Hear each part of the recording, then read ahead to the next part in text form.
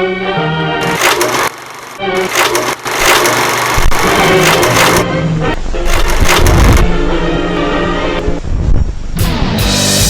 and gentlemen, Dr. Culture humbly presents the United States of America.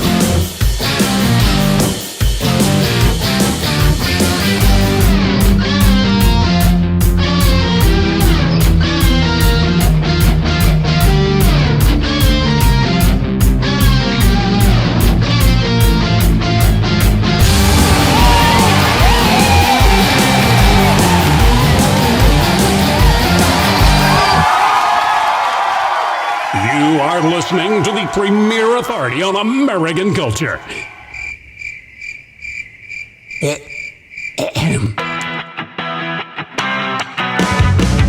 It's me, Dr. C, and welcome to Dr. Culture Radio. That's radio you can see. It must be Dr. Culture Radio. And it is for the month of July. Welcome. And happy birthday, America! Okay, let's get started with this month's broadcast of Dr. Culture Radio. Thanks so much for your emails. Seems the series Improving Your Good English by Showcasing Their Bad English is a hit. I'm very pleased about that, and I am very pleased about the feature 5 Things People Don't Know About, and I'll pick a subject. In this month's newsletter, I feature 5 things most don't know about the Declaration of Independence. For instance, there is something written on the back of the Declaration, and it's upside down. What could that mean? In just 4 days, the Americans observed their biggest holiday of the year, the 4th of July Independence Day celebration. Now, I know you know, and you know that I know that you know, that every month I discuss with you an American cultural ingredient. Some odd, some unusual, but all are essential in understanding the American culture around you, which of course makes your stay in the U.S. more culturally comfortable. That's why I'm here. I carry a laptop. Considering the Independence Day celebration is only 4 days away, I'm devoting this month's broadcast to the signing of the Declaration of Independence. I hope to show you the historical context in which all of this took place and explain the 2 dominant elements forming the foundation of the American Declaration of Independence that today are the 2 bedrock American cultural components: individualism and equality. Let's begin with individualism, the defining cultural component of American culture. Individualism is not greed or behaving in a greedy or self-centered fashion. Rather, it is the degree of interdependence a society maintains among its members. It's all about the interaction with other members. It varies by culture, by group, and by individual, but I look at it as a ratio. A ratio of how that society ranks individual importance to the importance of an in-group, such as family, religious membership, community, ethnicity, nationality. Cultures where the ratio is higher on the individual and less on the in-group are called individual-focused cultures. Cultures where the ratio is high on loyalty to the in-group and less on the individual are called collectivist or group-focused cultures. Expected cultural behavior is driven by the culture's self-image, how the culture views itself, which drives the overall cultural expectation. What is appropriate? What is not? This is defined by I in individual-focused cultures, or we in the group-focused cultures. How dependent or independent does the society expect or demand the individual members to interact with other members? We'll answer that when Dr. Culture Radio returns.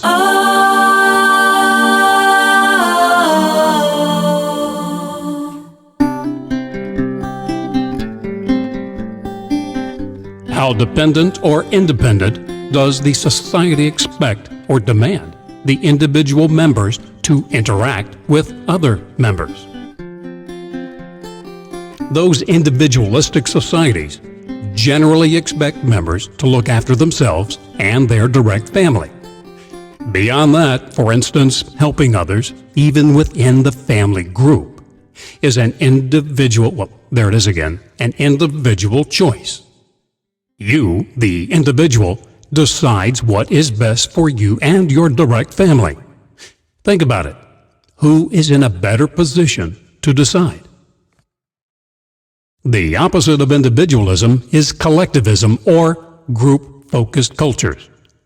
In these cultures, members are more bound together, if you will, in a framework where individuals can expect their family or members of a particular in-group to help guide and assist them in exchange for respect and deference to the group instead of the individual member. Think about that. Who is in a better position to decide what is best for the group? It's not right or wrong. It just is.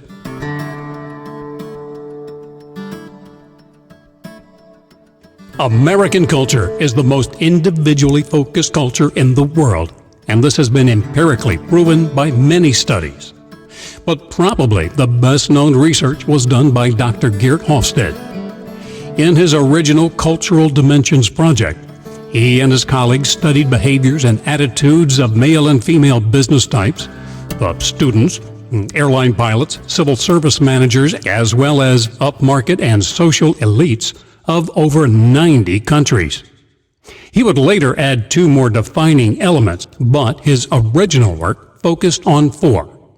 In addition to measuring individualism, he also judged the extent to which the less powerful accept and expect power to be distributed unequally. He called it the Power Distance Index. Also, uncertainty avoidance, which is a culture's tolerance for uncertainty, and masculinity versus femininity, which is the distribution of emotional roles between the genders. As a result of examining those cultural elements, he then ranked the countries according to those specific cultural criteria. The result was an easy-to-understand cultural comparison tool. If you click on the credits and references link in the newsletter, you will find much more information on this. I hope you check it out.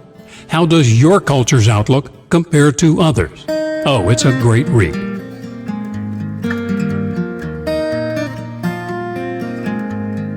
By the way, the individualism, self-reliance, and personal responsibility you see in many Americans today is not new in the American culture.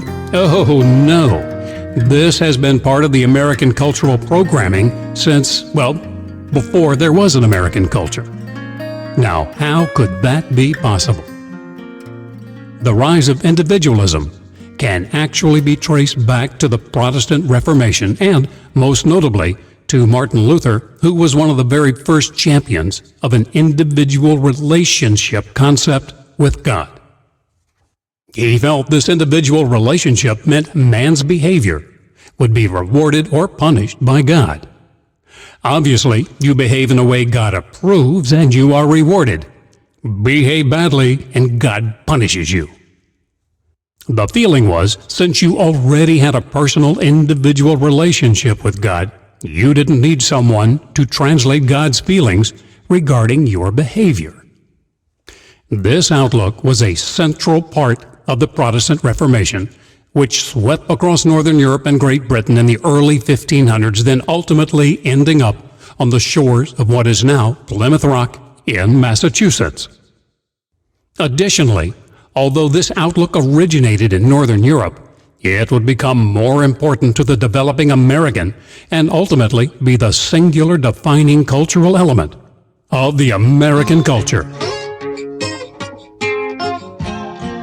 this component of individualism and the American culture's expectation on individual choice, self-reliance, and so on is the opposite of some other cultures' intent or expectations, while other cultures have a more middle-of-the-road ratio of individualism to group.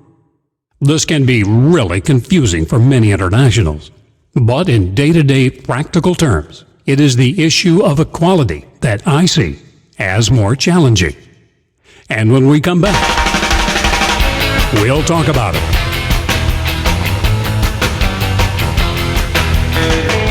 And now, a few words about equality, which is sometimes more easily understood as, well, commonness.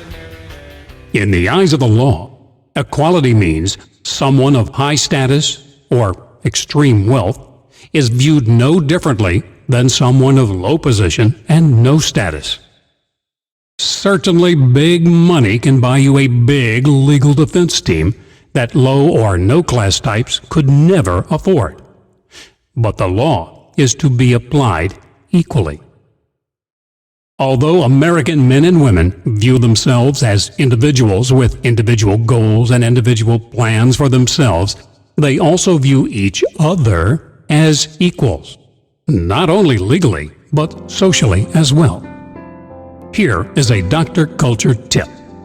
If you come from a background that views those of a lesser position as less important or inferior, I would recommend you make some adjustments in how you engage those you might view as less important while in the U.S. Observe the Americans around you and incorporate their behavior while you are here.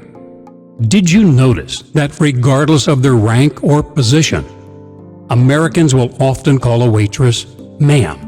And don't be surprised when you hear the American call a taxi driver, a gardener, or a doorman sir.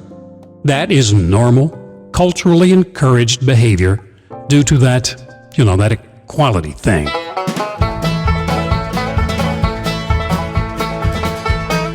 The American's outlook on equality comes from its unique history.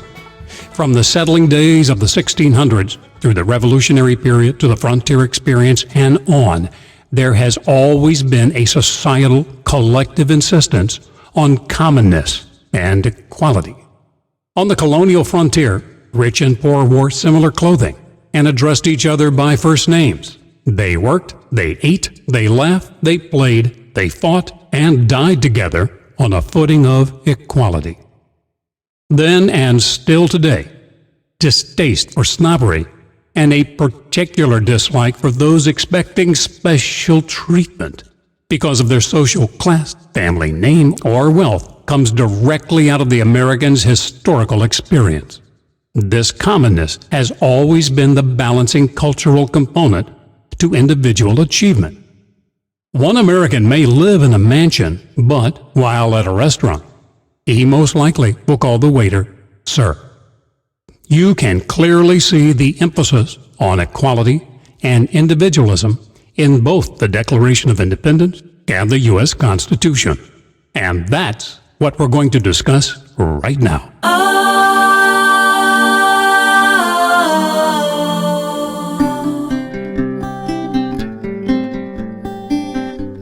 In 1776, when the state representatives decided to forever sever ties with the world's most powerful empire, they turned to a 33-year-old red-haired aristocrat from Virginia. It was Thomas Jefferson. Incredibly, in just a few days, Jefferson wrote one of the most celebrated manifestos for human freedom and self-government in the history of Western civilization. The impact of his words cannot be overstated. It's important to understand the Declaration of Independence began more as a vision and described an American creed, the young nation's unifying body of deeply held beliefs, what the founders called truths. That is why the words, "We hold these truths to be self-evident," are in the Declaration. When this creed was incorporated into the Declaration, that document, and later the Constitution, set America apart from the rest of the world. As you know, declaring independence from Great Britain sparked a violent revolutionary war between the best trained, best equipped, and most experienced military in the world and the not so united, poorly armed, and poorly trained, if trained at all, colonial army made up of everyday townsfolk, shopkeepers, bakers, farmers, butchers, carpenters, all who picked up their hunting rifles and joined the citizens' army to defend the 13 now independent colonies. In 1825, Thomas Jefferson wrote to a friend that the Declaration's purpose was intended to be an expression of the American mind. So, how did that expression, woven into a single document, fundamentally alter world history? Here's how. No nation had ever before embraced human equality and God-given individual rights as a fundamental organizing principle. The soon-to-be-declared independent nation would begin day one as an exception to the beliefs other countries had about organizing government and society. This new government recognized sovereignty of the citizen over the government. Then, secondarily, defining the scope of governmental power limited by the individual's unalienable rights. The power source of the U.S. government would be found in the consent of the governed. This completely contradicted the prevailing outlook and practice in the rest of the world that held virtually an opposite view, where government rights were prioritized over individual rights. Simply stated, the new U.S. government was designed as the servant of the people and not their master. The most famous line of the Declaration is, "We hold these truths to be self-evident, that all men are created equal, that they are endowed by their Creator with certain unalienable rights, that among these are life, liberty, and the pursuit of happiness." The Declaration said to all that in this new independent country there would be no hereditary monarch ruling over subjects, nor would the people be subservient to a privileged aristocracy. And now, since you have so much additional information, let's take a behind-the-scenes look at the signing of the Declaration of Independence.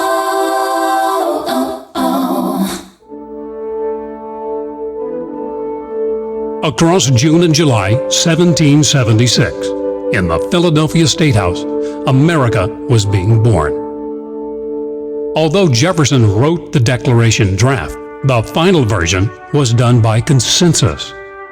One of my favorite writers, Peggy Noonan, wrote that Jefferson was suffering the death of 1,000 cuts as his powerful words were edited and edited again.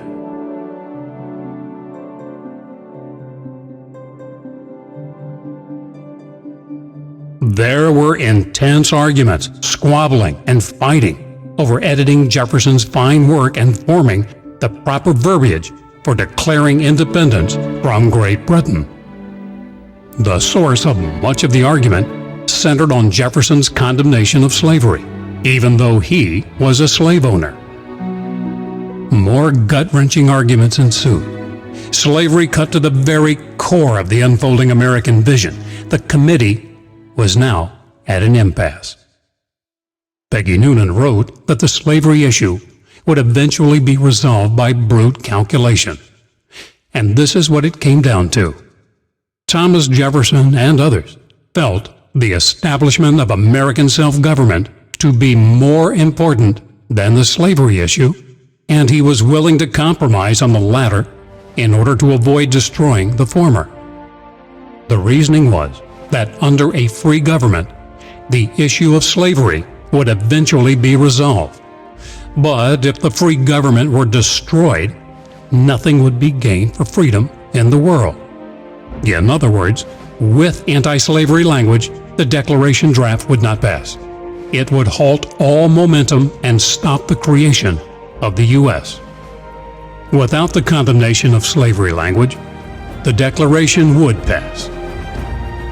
So, references to the slave trade were omitted. Then on July 2nd, 1776, New Hampshire? New Hampshire. Vote yes. a vote was held. Rhode Island, Massachusetts. New York, Each of the 13 state representatives Delaware votes yes. were called on South Carolina. Maryland, for that all-important vote. Resolution carries.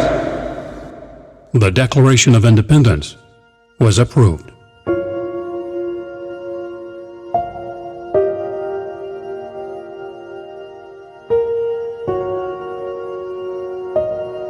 "11 years later, the 13 state representatives gathered to write the U.S. Constitution.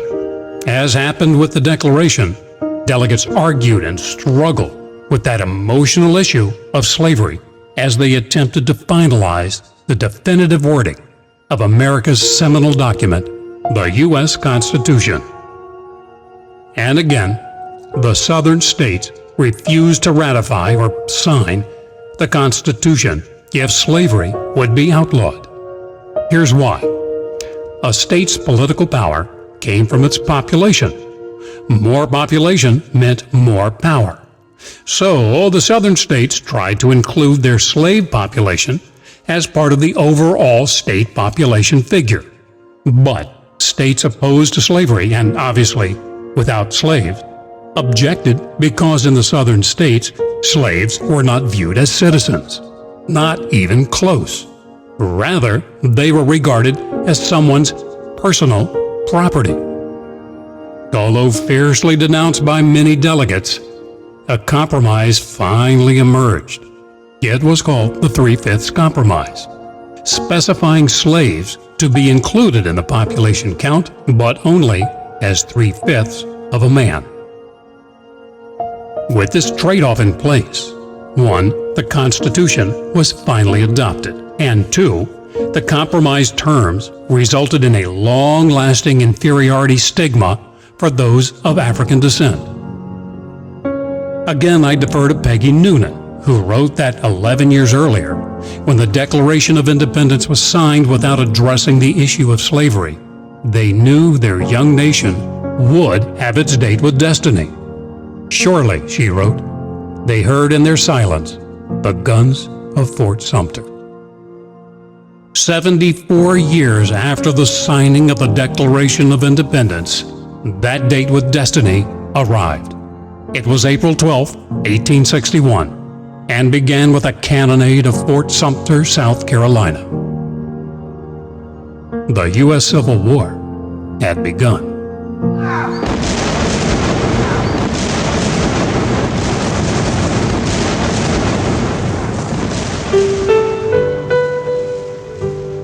This nation-changing, brutal conflict started over constitutional questions and to prevent the unraveling of the U.S. as Southern states tried to secede from the Union. But 2 years later, President Lincoln redefined the struggle in his famous Gettysburg Address. He began with a powerful commitment to the ideals the Founding Fathers originally envisioned.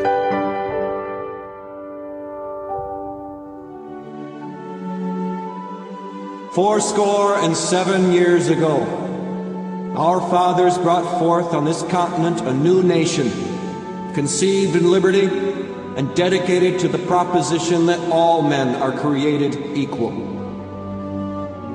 Now we are engaged in a great civil war, testing whether that nation, or any nation so conceived and so dedicated, can long endure. Lincoln's Gettysburg Address clearly stated that the war was no longer being fought over a narrow disagreement over interpretation of constitutional language, but rather now became a far more fundamental dispute. And that government of the people, by the people, for the people, shall not perish from the earth. And for nearly 2 more years, the violent U.S. Civil War dragged on as Americans fought to define and defend the nation's core values, of human freedom and equality.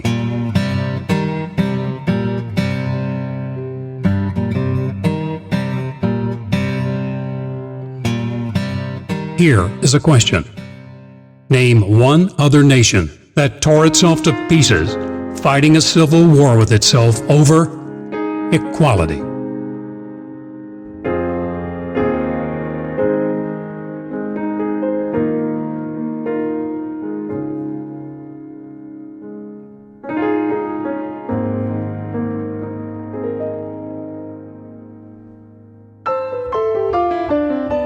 During the 1900s, the U.S. emerged triumphant but bloody from terrible conflicts in which we spent trillions of dollars and lost hundreds of thousands of lives. Take a look at our enemies. Germany under both the Kaiser and Hitler. Imperial Japan. A date which will live in infamy. Worldwide communism. Mr. Gorbachev, tear down this wall. And now radical Islamism. And the people who knock these buildings down will hear all of us soon. Think about this. Did any of these foes engage in war to secure equality and individual rights? The answer is no. They might declare the superiority of their race or class, or demand that all must submit to their religion, but never did one of these or other lesser foes fight for the self-evident truth that all men are created equal. You will hear much about the Declaration of Independence across the upcoming Merryman and Independence Day festivities. But there are two items you won't hear about. Number one, the Declaration of Independence provides history, one of the few instances in which a work of true literary genius was produced, in essence, by committee. Number two, Thomas Jefferson's Declaration draft had more than 80 changes, but one cut near the end was substantial, and its removal wounded Jefferson. Peggy Noonan writes that Jefferson was right to be wounded because some of those words should have stayed.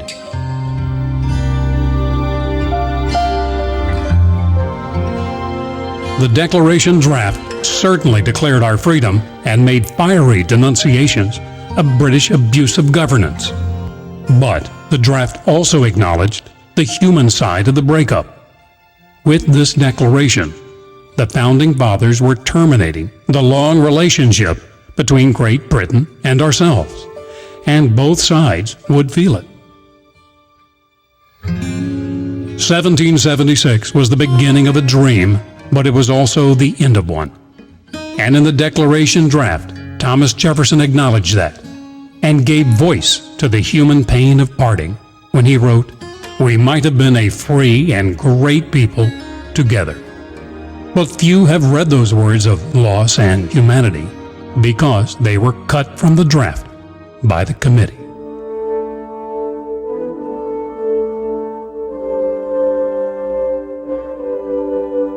Well, we would become great and free people together, and apart, even though there was that strange War of 1812, declared by America, won by America, but waged in America by England, which reinvaded, burned the White House, burned the Capitol building, before losing the war. Wouldn't you agree? That was rather rude. On our way down here, Senator Frist was kind enough to show me the fireplace where in 1814 the British had burnt the Congress Library. I know this is kind of late, but sorry. Well, apology accepted.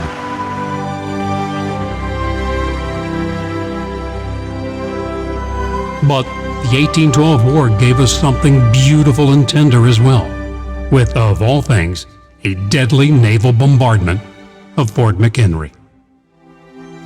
During that bombardment, Francis Scott Key, a frightened young Washington lawyer, was on a British truce ship negotiating the release of an American doctor held prisoner by the British. He did succeed in getting the doctor released, but was told they would not be put ashore until the next morning. The young lawyer knew his country was fighting for its life. He watched throughout the long night as the world's most powerful navy pounded Fort McHenry with mortars and concrete rockets. And throughout those dark hours, he desperately hoped the fort had not fallen. Then, by the dawn's early light, he saw through the rocket's red glare the bombs bursting in the air. Proof, through the night, that the flag was still there. And he quickly scribbled a passionate accounting of that event, a poem called Defense of Fort McHenry.